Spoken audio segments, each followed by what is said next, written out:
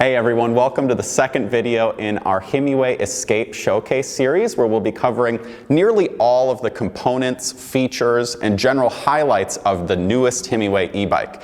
We'll get started first with some of the new features that really set the Escape apart as the perfect commuter and urban terrain bike.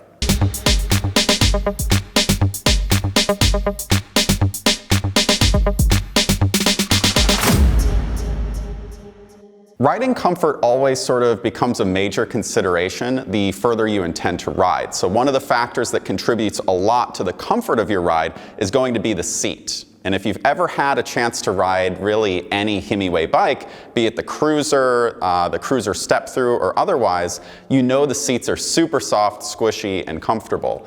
The Escape seat takes it one step further by being sort of extending what would be a regular bike seat backwards and also widening it out in the middle area, making it resemble a bit more of a typical scooter seat. And that's just going to give you added cushion and make it much easier for you to adjust to using a different position of the seat depending on your height, size, or posture.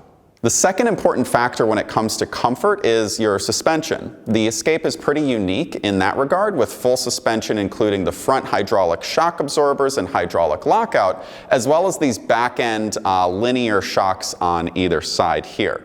So typically the advantage of having a full suspension system is that it absorbs energy when riding downhill and obviously makes your riding experience a great deal more comfortable. However, one common disadvantage to having a full suspension is that when you're riding on pavement or uphill, you end up losing some amount of energy that's being absorbed by the suspension. This can make it more challenging to get up steeper inclines or increase speed. So that's why the Himiway Escape also has the hydraulic lockout fork here. So you can basically flip a switch here to make the front suspension more rigid or firm, basically so you don't lose all that energy when riding uphill or on pavement. One other cool feature we've got on the Escape model is the hydraulic disc brakes here, and you'll see it on the back here. On this bike, you've got 180 millimeter hydraulic disc brakes, which will give you plenty of stopping power even in the harshest of conditions. These brakes really perform a lot better than either rim brakes or mechanical disc brakes in basically every way. Essentially, with these hydraulic disc brakes, you're able to apply less pressure on your brake lever and still get a very high level of braking power. Here between the tires, we've got the Escape's dual-sided aluminum crankset. And I'll just add here that you love to see when your components here around the crankset and pedals are all made of metal. I hate when you've got plastic components in there that end up cracking or breaking off over time. So you won't be having that issue with the Escape, and this crankset's going to give the bike's chain some good extra protection and ensure that it's going to stay put no matter the terrain, speed, or resistance. Next, let's have a look at this bike's Shimano 7-speed gear system. It's actually right here on the other side of this tire, but if you're familiar with the cruiser model, you'll remember that this is also on there.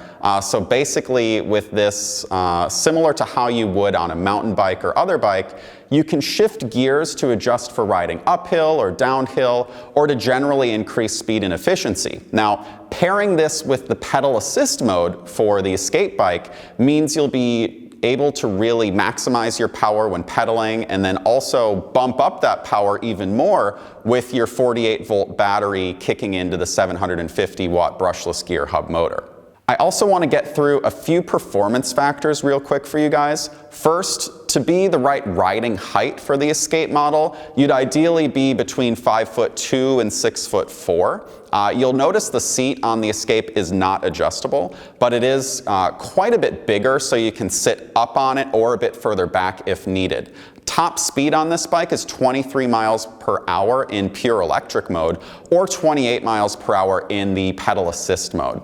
I guess I should mention as well that yes, you can ride this in the same 3 modes as you would the Himiway cruiser models. So you've got pedal assist, in which you can pedal and power will automatically supplement your pedaling, or you can just use the electric power in pure electric mode without pedaling and just using the throttle. Or you can turn off the power and just pedal.